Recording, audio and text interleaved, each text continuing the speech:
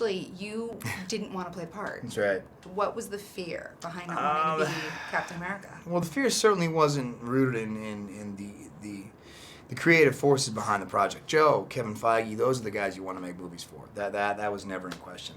It was about if the movie succeeds and all of a sudden my lifestyle has to change as a result. It's a 6-picture deal.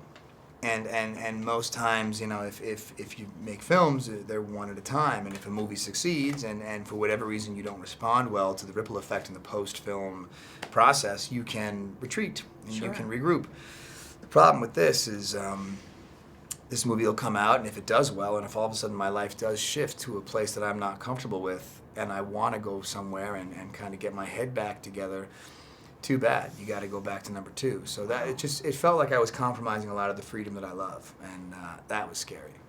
Now that you've done it, now that you are in it, does the fear still exist? I'll tell you what. I don't regret the decision. In no in no way do I look back and wish I hadn't done it. The fear still exists, you know, because I don't know what's going to happen. Yeah. The film hasn't come out yet. I don't know how I'll respond, but there's a lot of comfort in knowing that the first filmmaking process was so fantastic with Joe and Kevin and everybody. If I have to go back and do number 2, the only thing I'll have to navigate if I'm struggling is the personal lifestyle shift. It won't be like I got to go back and work on a film that I hated making. Sure. Or work on a character that I didn't enjoy. And the movie looks incredible. It is, in my opinion, the strongest Marvel movie since the first Iron Man. It's really good. Thank you. But when you were doing it, the physical process has to be arduous. Your body does look like it came straight out of a comic book. Yeah. How do you do that? And how can I do part of that? Tighten. Get a trainer from Marvel and have him kick your ass. Really? Yeah, this guy was brutal. This guy was terrible. I mean, it was just. He's great. He's great. Right. I mean, don't get me wrong. He's great fantastic. at making you suffer. I absolutely love him. But he knew how to break you. You know, we did about 3 or 4 months of training, 2 hours a day.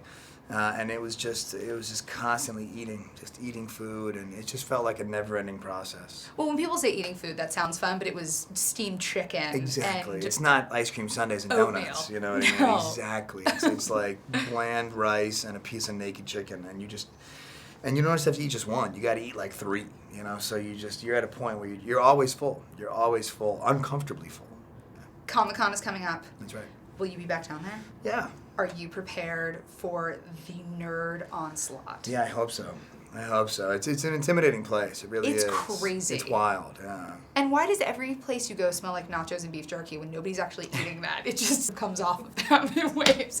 You're laughing because you know it's true. Oh my God, it's hilarious. You know It's it's the funniest true. thing I've ever heard. But is it scary at all? Because I go there and I'm scared.